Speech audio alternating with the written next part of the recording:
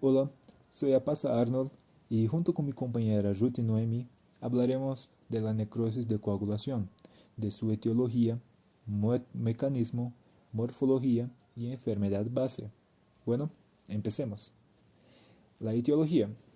La necrosis de coagulación o necrosis coagulativa es un tipo de necrosis que es causada por la isquemia tisular, que provocará la muerte celular en un área localizada que está perfundida por vasos sanguíneos, donde no va a ocurrir el suministro de oxígeno y de otros nutrientes importantes para los órganos, que es el caso de la aterosclerosis, que vamos a hablar más a frente. Y la zona de la necrosis ella será sustituida por tejido fibroso, pero se va a conservar la estructura del tejido normal. Y si hay suficientes células viables alrededor del área afectado, generalmente se puede producir la regeneración. Así como en la mayoría de los restos estructurales del tejido necrótico, permanecerán las células lábiles adyacentes al tejido afectado. Ellas se van a replicar y van a reemplazar a las células que han muerto durante este proceso de la necrosis de coagulación. Y la necrosis de coagulación ella ocurre en la mayoría de los órganos de nuestro organismo, excluyendo el cerebro. ¿Pero por qué del cerebro? Porque en el sistema nervioso central, la isquemia ella va a causar necrosis licofactiva. Aquí en este GIF podemos observar el flujo normal sanguíneo de una arteria saludable y al lado podemos observar el bloqueo del flujo sanguíneo debido a un ateroma. En esta imagen al lado podemos observar un freocomocitoma, que en resumen es un tumor de las células cromáfins de la médula suprarrenal. Y abajo, más abajo, en sus láminas histológicas podemos observar la necrosis coagulativa. En esa imagen de la derecha podemos observar un infarto de miocardio. Esto es una lámina histológica de miocardio, por supuesto, y aquí estará la necrosis de coagulación.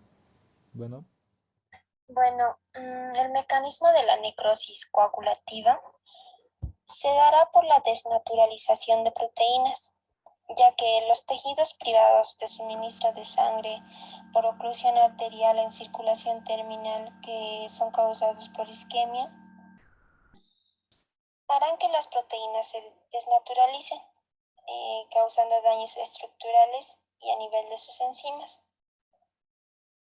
Entonces, si no existe irrigación constante, hay una pérdida de oxígeno y las proteínas se coagulan, se solidifican, causando que estas células se necrosen.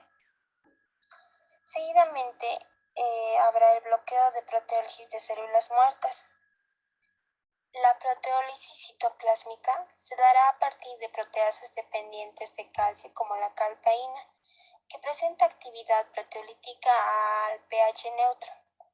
Entonces en la imagen podemos observar una proteína que no está desnaturalizada y cuando existe cambio en el pH provocan la pérdida de estructura inicial de la proteína y con ellas la anulación de su capacidad funcional y de esta manera la proteína se desnaturaliza, ya que se encuentran más acidófilas por la coagulación de las proteínas.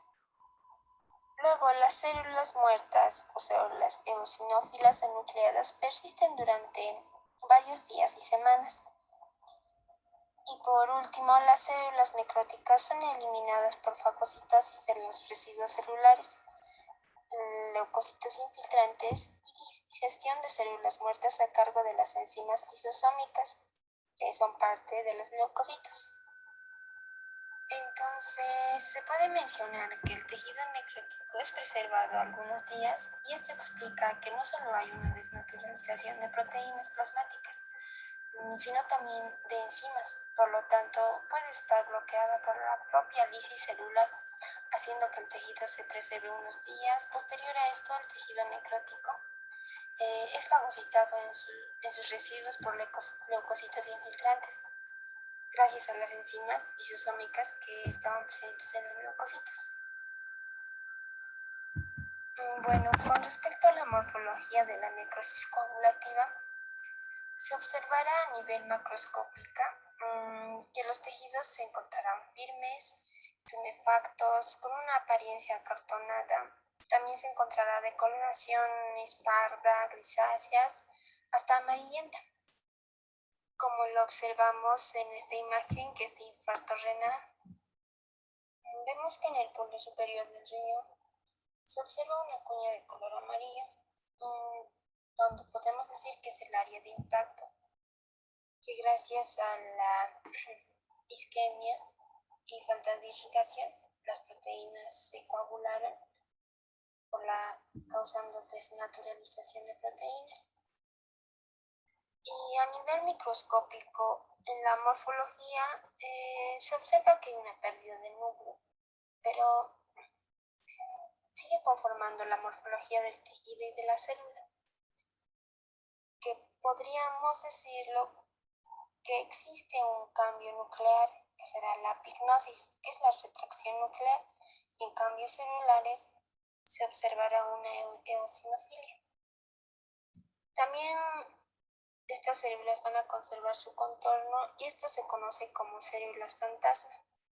Aparte de que existirá liberación enzimática, también podría existir inflamación. En la imagen podemos observar infarto renal a nivel microscópico. Vemos que la imagen está dividida en dos partes. En este lado se observa las células normales con los núcleos en los lugares adecuados, pero en la otra parte vemos en los túbulos renales con sus células, pero que han sufrido necrosis. En esta imagen de infarto de miocardio se observa a nivel microscópico que un corazón normal, todos los miocitos tienen sus núcleos, las estrías son claras, pero en esta otra parte vemos un infarto de miocardio, un corazón de un paciente con un infarto agudo de miocardio. Las células necróticas muy eosinófilas y han perdido su núcleo. Y a nivel macroscópico se observa que la estructura está firme, pero con una coloración diferente que nos indica que existe un proceso coagulativo. Aterosclerosis. La enfermedad base será la aterosclerosis. La aterosclerosis, que es el acúmulo de lípidos como la LDL, que son las lipoproteínas de baja densidad, o también llamadas de colesterol malo, las células intrainflamatorias, las células musculares lisas y el tejido conectivo, y ese acúmulo en la capa íntima que rodea la luz de la arteria de mediano y de gran calibre. Como podemos observar en esta imagen, un ateroma. Esta es una imagen real de una arteria con aterosclerosis. Como consecuencia de la formación del ateroma en la arteria, va a disminuir la circulación sanguínea, el flujo sanguíneo, el paso de oxígeno y nutrientes hacia los órganos importantes. En este GIF podemos observar muy bien la circulación sanguínea normal, la formación del ateroma y cuando el mismo se rompe, se lesiona, ocurre la coagulación y el bloqueo total del flujo sanguíneo. En esta imagen del miocardio podemos observar un ateroma en una de las arterias coronarias, en la arteria descendente anterior izquierda de la arteria coronaria izquierda. Se ha producido un daño muscular debido al bloqueo del flujo, así ocasionando en un infarto de miocardio. Esto es muy peligroso.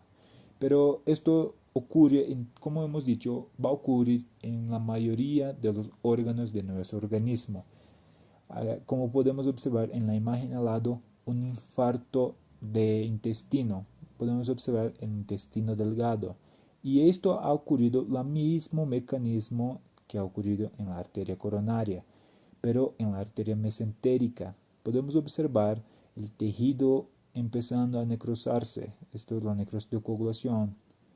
Y la aterosclerosis tiene algunos factores de riesgo, como observamos aquí al lado, como la diabetes, el factor hereditario, la presión arterial alta, que está relacionada con las lipoproteínas de baja densidad, la falta de ejercicio, tener sobrepeso y obesidad, o sea, el sedentarismo y el tabaquismo. Estos son los factores de riesgo de la aterosclerosis. Y con eso terminamos nuestra presentación de la necrosis de coagulación. Muchas gracias por su tiempo y hasta la próxima.